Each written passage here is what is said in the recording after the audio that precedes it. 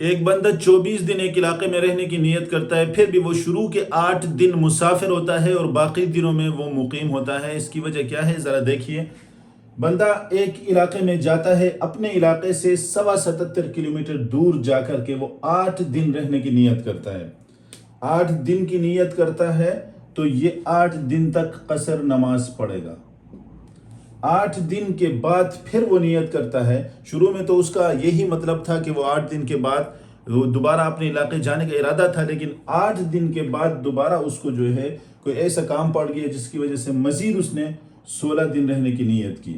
تو 1 تاریخ سے لے کر 8 تاریخ تک مثال کے طور پر اس نے قصر نمازیں پڑھی تھی، تو اس کے بعد 8 سے لے کر کے آگے 16 دن تک، یعنی 24 تاریخ تک جو ہے وہ دوبارہ مقیم ہونے کی نیت کرتا ہے اقامت کی، تو اس جگہ پر وہ نماز مکمل کرے گا۔